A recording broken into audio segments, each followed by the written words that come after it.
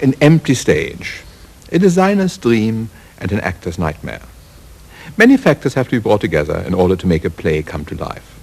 And this week, our teams are going to provide just one of these. Our experts are going to provide the lighting, and the set, and the actors, and the sound, and even the script. What happened? Yes, tell me what Well, happened. I was in the kitchen, you see. I know I wasn't. I was in the kitchen garden. Well, this is lines. What is missing are the action props, the special effects, the sort of things which make objects whiz through the air mysteriously, tables collapse, or skeletons dance. Our teams will have to apply their flair and imagination to design effects of this kind. Planning has already advanced to some extent, because we told the teams what the problem was last night. But before events become too dramatic, let's go and meet them. Sorry to catch you on the hops, gentlemen. I see the Berkshire Brewery Company, BBC, familiar initials. Have you a license? Yes, we have a license, and it's sitting in company registry house at the moment. All nice and legal. Nice and legal, but we haven't actually done anything about it yet, other than an amateur set. So what is the spirit which unites you? Not so much a spirit, more a pint of best, I'm afraid. Yes, we were all just lounging about, feeling very bitter, and we decided to get ahead in life. I have the monopoly on puns on this programme. Tell me who you are. Well, I'm Mike Locke, the Director General of the BBC. This BBC. Congratulations. The real one. Sorry. Sir Michael. This is Mike Hull. And Nigel Robb. Have you got any previous experience in engineering this kind of thing? Yes, I must admit I have. I've done a fair amount of backstage work in amateur dramatics and a little bit in the real theatre. So been paid for it. Let me leave your imagination in a ferment, the kind of phrase. Thank you. Okay, so I suggest that we get on and actually do this. Just cut a great lump out of the wall. Drastic. Clamp it to the bench. Getting a bit Clamp it? Moving displays. Moving as in tear jerking or moving as in physical motion? slight play on words. No, basically we do anything that requires a mix of sculpture and of mechanics. In other words, character robots, kinetic sculptures, that sort of thing. Now, are any of you actually bionic robots? Who are you? Are you a real person or a robot? I'm a real person, I think. Who are you? Zach Manassi. Yeah. Chas Baisley. And your colleague at the end there? Will Barclay. Now, do you all have equal talents, or are you specialised in some way? I'm a sculptor. Mm-hmm. Zach is an electronics engineer, and Will is a farmer. I see, yes. We get together.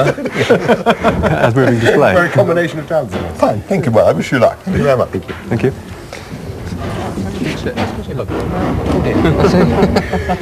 Willpower. Ian? Yes? Yes? Oh.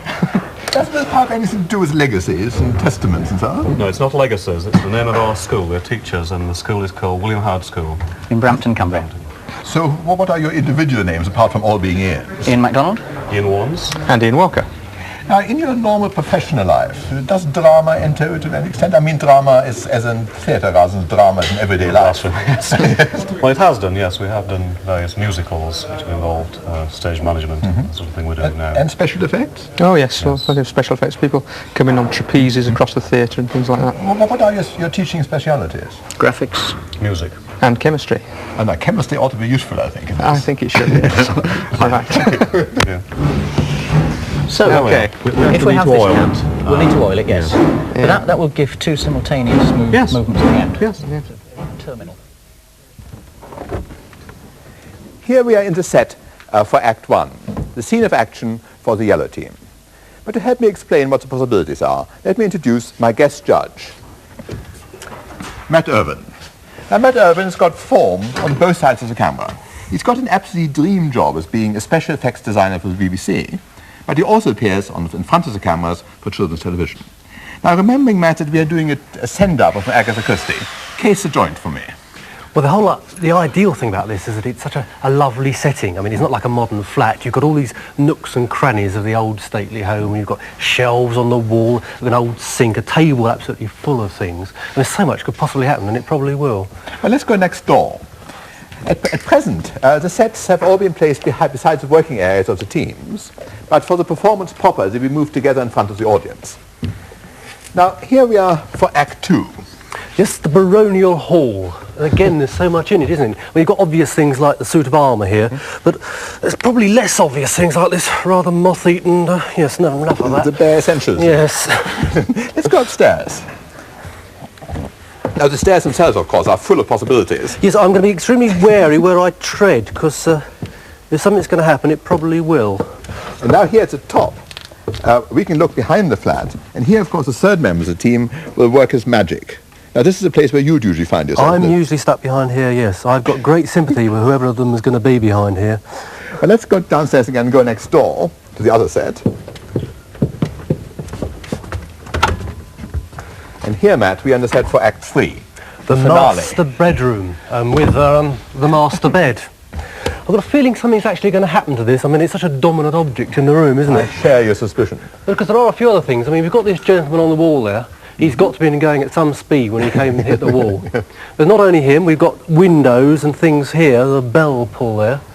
But I still keep thinking the beds are going to play fairly prominently in this particular scene. Well, we live in expectations. Won't be enough for the second act.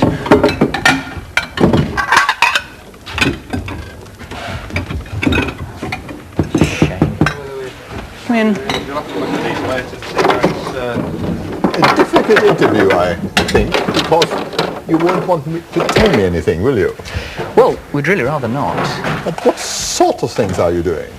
Oh, we've got some very fiendish plans in store. Am I all right where I'm standing? If I were you, I wouldn't. Wouldn't want to stand here? No, it's the cat, you see. Yeah. We have a man-eating cat. But behind me? Yes. That's right. Looks all right to me. Well, No, it's we'll just move over if you'd like to talk to it. No, I think I prefer not. Anything else to be careful of? Well, I wouldn't go too near the plates. Yes, all right. And don't lean on anything. All right. Watch and don't your move. elbows. Well, I'll take myself off gingerly. Right. And don't slam the door. Okay, you got some carrots over there? I got some carrots here. All right, Chaz, how's it going? Well, it seemed a pretty short time. and 5 hours is a lot shorter time than I thought it was. You have my sympathy on that, definitely.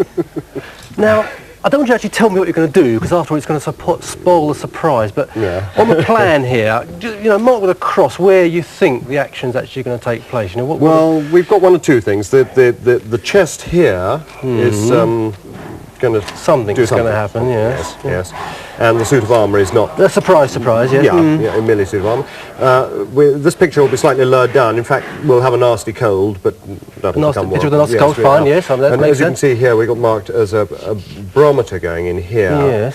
And then we have Anything a slight problem on the stairs. Slight problem on the stairs. I did wonder whether something was going to happen on the stairs. Stairs are dangerous things. Just to go, what about the barometer and the clock? I mean, go into a little bit more detail. What are we going to see there? In the script, we have somebody going up and tapping the clock. Well, of course, normally one would tap a barometer, so it seemed logical to put a cuckoo in the barometer. Oh, very logical, yes. Yes. Shall look forward to that.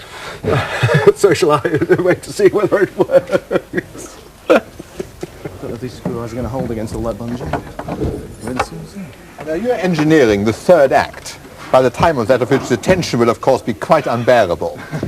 So you mustn't tell me too much about it. Right. But there are going to be 5 happenings, aren't there? Yes. How many have you got engineered so far? 3 of them are fully finished and operational. The 4th one we're just finishing the details of, and the 5th one we know exactly what we're going to do but haven't done it yet. They're all going to be sort of bed-centered, are they? Around, in and around, involving. Yes. Right. Any more than that, I'm not prepared to say. Most of them are centred on the bed. Yes. All right, well, we'll have to wait until we see the finale. She's true. You should have a lot of fun.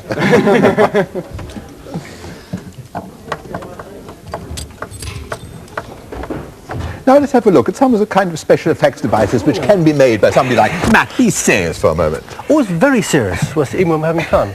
Now, Matt, am I right in thinking that you've really got to be an engineer and a technologist and a chemist? You've got to be a jack of all trades, actually, yes. You've got to be able to do a bit of everything. Show me some of the pretty things you've made. Well, this is very pretty. I mean, this is the great egg race. I had to bring along the great egg. But it's really a multiple-level casting, isn't it? It is. It actually took a lot longer than you ever think it would actually take to make something like that. You seem to have all sorts of kinds of bottles here. What's this one here? It looks like a very respectable bottle This of wine. one is for your... If you've lost a corkscrew, and you actually want to be able to open the bottle without the corkscrew. And how does it work? Magic. We've got a motor and batteries and a cam and a piston. So it's air pressure which pushes in? It's mechanical pressure actually pushes out. You'd be surprised, that bottle is absolutely full of mechanism. Doesn't look like it, but it is. Now this seems to be an interesting... Now be careful with those. Interesting sort of bottle, isn't it? Be careful with those. No, not much. I'll just limp away and I'll be all right in a couple of days. No, actually, seriously, these ones are...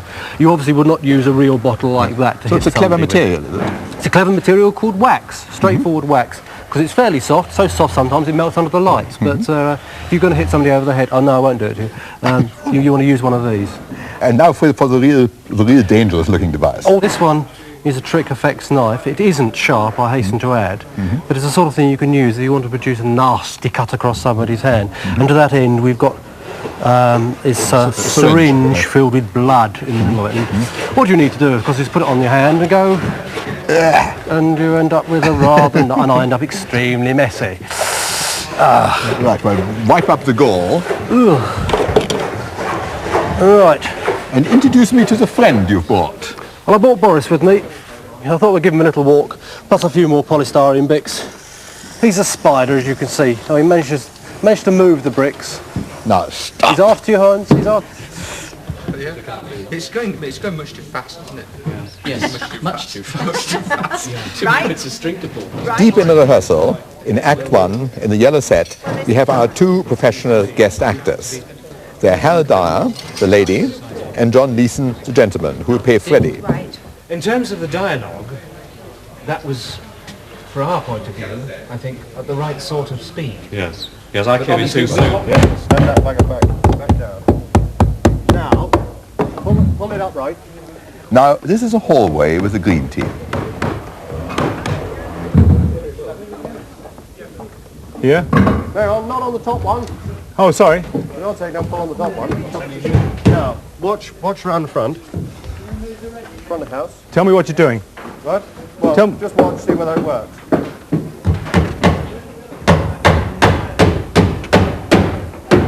No, all he did was... Look,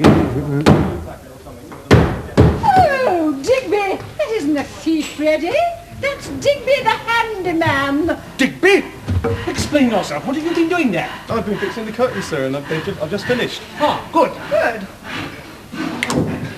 Oh. Well, you can't get staff these days.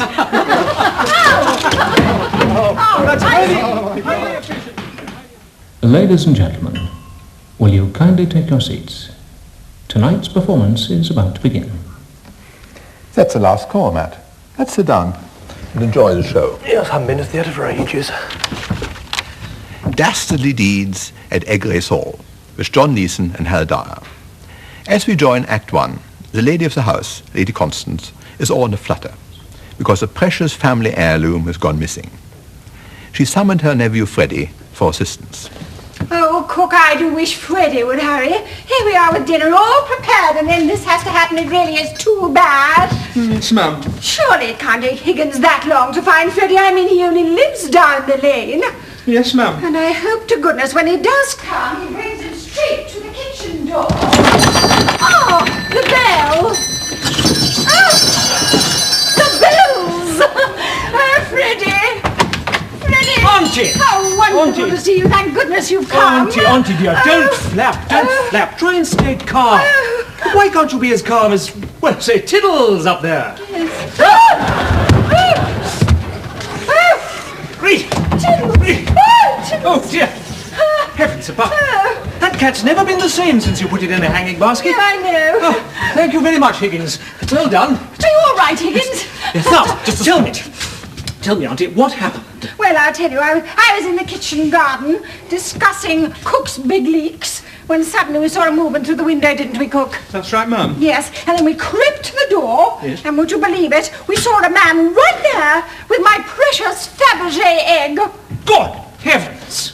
What happened? Well, he came straight through the door, into the hall, and then off he went like a wild man. Oh, gracious me. Tell me, Auntie, Where do you usually keep this Fabergé egg? Well, you see, the extraordinary thing is that's where the thief must have been very clever. Because normally we keep it in this dresser. And nobody knows because it has a secret opening how to get at it. Cook, will you show Freddie? Yes, ma'am.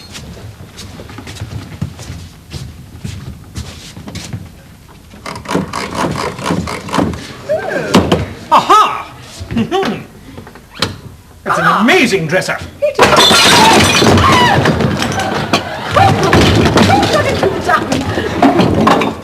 That's an even more amazing dresser. I'm not satisfied by this. I think you better go and take care of the supper. It looks as if it's boiling over. At least the thief left a bottle of whiskey. Smashing. I think I better have some before investigating for further clues. Yes. Steady my nerves. Will you pour me some, do you think, Higgins? Thank you kindly. Is everything all right with the cooker? Yes, Master Freddy. Everything's perfectly fine. Splendid. Would you like some water, sir? Yes, I'll take some water. Yes, thank you, Higgins. Is that all right, Cook? Good.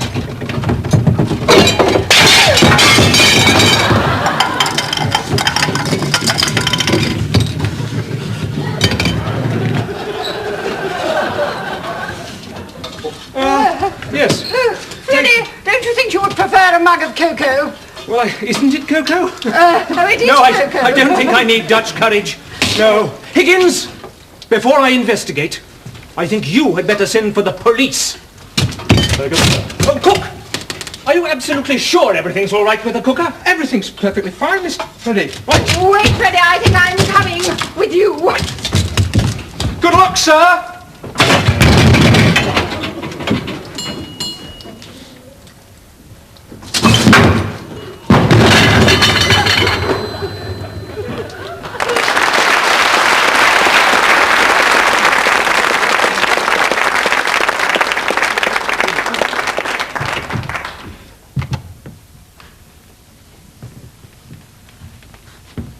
Auntie, do let go of me.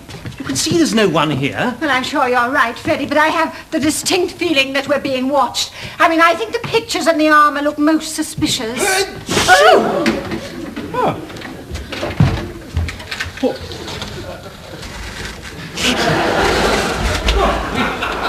Auntie, I wonder if suits of armour ever suffer from metal fatigue. I wonder. Don't worry. I think these are all tricks played by the thief to confuse us. Unless I'm very much mistaken, there's only one person clever enough to open that dresser and to fix all these effects. And his name... Oh, be careful, Freddie. If the thief's that clever, he may have set booby traps. Oh, nothing I can't handle, Auntie. Ruth! Freddie, what did I tell you? What's all that noise? Oh, what's going on here? Don't panic! Don't panic! But there may be a villain about. Have either of you seen strangers in the house recently? I've been near the front door all morning and I've not seen a soul. Well, he was sticking outside the back door, sir, and there was nobody around there. Oh! Well, if he hasn't gone out of the back, and he hasn't gone out of the front, then he must have gone... Upstairs! Look, Freddie. The grandfather clock has stopped. He must have knocked it on the way up. 22 minutes past 8.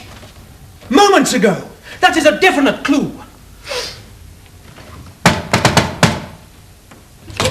Oh!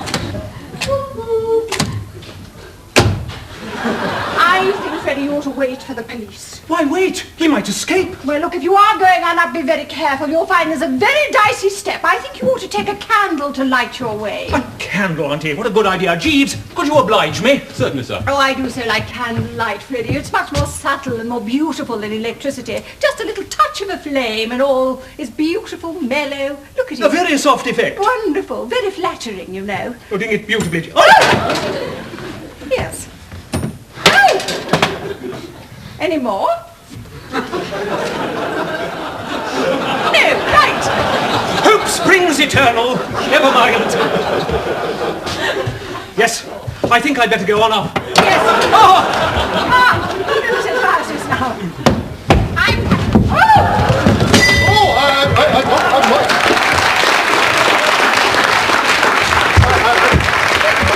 Going down dodgy step, sir. Thank you for that timely advice.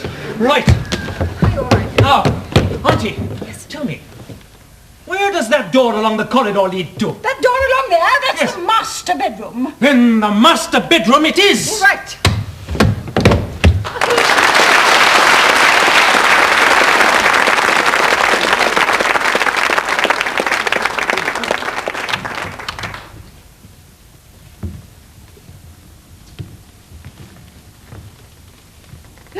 What? Freddie, there's a pair of feet under that curtain. Fear not, Auntie. Come out! Out you pad! Oh, Digby! That isn't the thief, Freddie.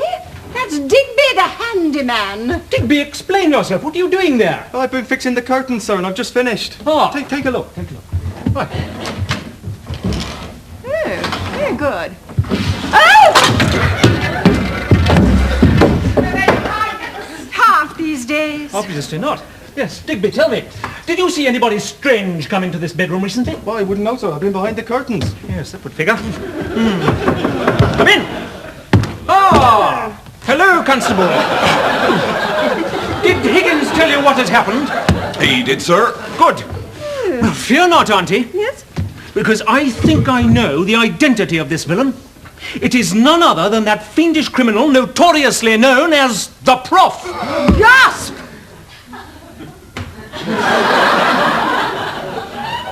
And how do I know? I'll tell you how I know. Because he left lots of clues. Masses of clues. He usually leaves a sort of visiting card in the form of a rotating bow tie. And look! There it is! Yes, but the fact you know who it is doesn't mean you can find him. Oh, by gad, Auntie. You're right! Oh, look! My egg! My wonderful Fabergé egg! You found my egg! The thief must have hidden it when he heard us coming up the stairs. If so, that means he must still be in this bedroom somewhere. I hadn't thought of that. Oh, thank you, Constable. Yes, help her to the bed. Oh, grief, there's someone else there. I am so clever than the rest of It's you. the Prof! You aren't going to catch me. Oi! No, don't worry. You see, there are lots of secret passages in this house, and they're so secret they didn't even tell the builders where they were going to go. How do you mean, Auntie? Well, you see, I think that one eventually leads back to here. Ah, does it? I think it does. I'm not positive, but I'm almost sure it leads to here. Oh, that would be useful if it did. To here? Wouldn't it, Auntie? I think it does. Wouldn't it be awful? Yes, it does lead to here. Got you, my man. That's a fair detective constable. Or cop, as you would say. Thank goodness, it's all over. Oh, Auntie, steady on, old girl. It's got to go up before the judges now. Chum.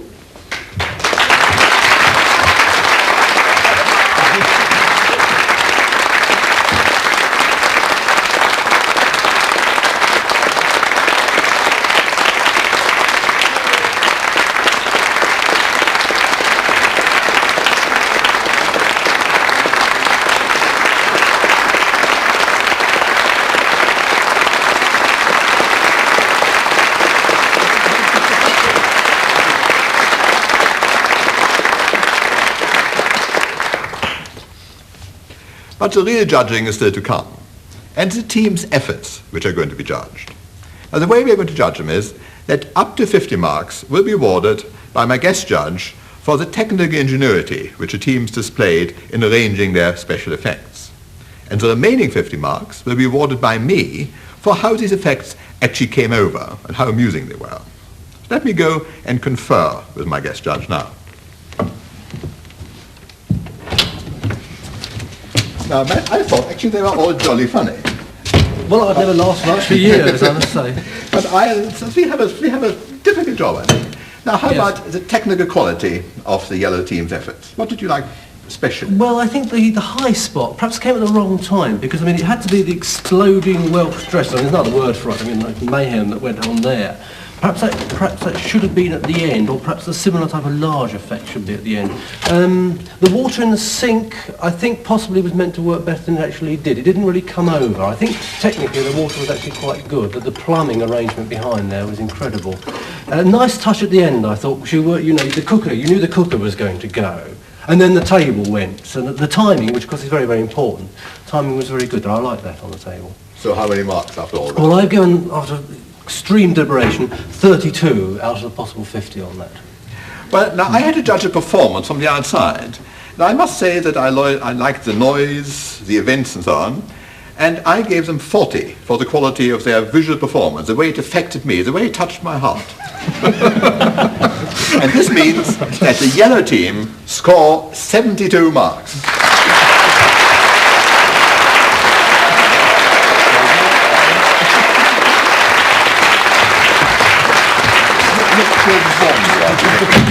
Something left somewhere. Now, Matt, first the technicality again, your assessment. Well, there was quite a nice lot of technology went into this. I mean, perhaps it wasn't shown, but the barometer, I mean, I know there was a lot that went into that. The cuckoo barometer. The cuckoo barometer and the suit of armour. Quite nice. And the chest of drawers particularly. There was it's surprising how much has got to go in for a little tiny affair. And of course the coup d'etat, I mean, the stairs, I mean, it was absolutely amazing. The whole set was virtually rebuilt. Yes, I think I'd better go on up. Yes.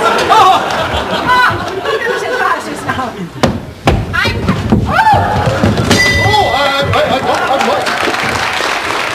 So I've got a total of 33 for them on that. And I looked at the performance, and the performance wasn't perhaps quite as dynamic, so I agree with you that the ingenuity of the effects was considerable. So I awarded them 36, giving the green team a total of 69 marks. Well done.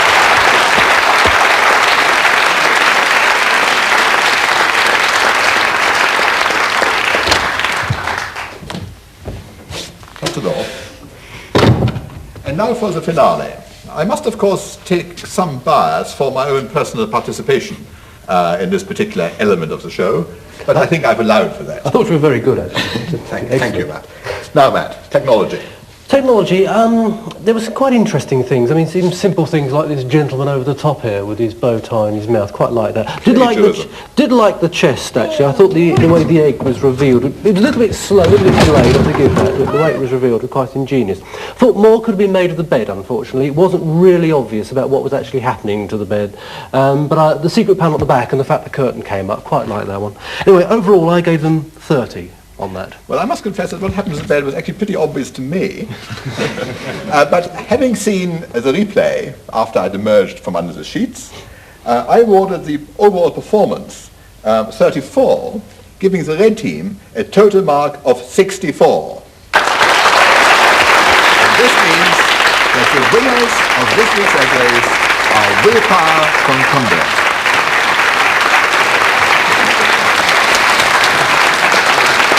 Congratulations.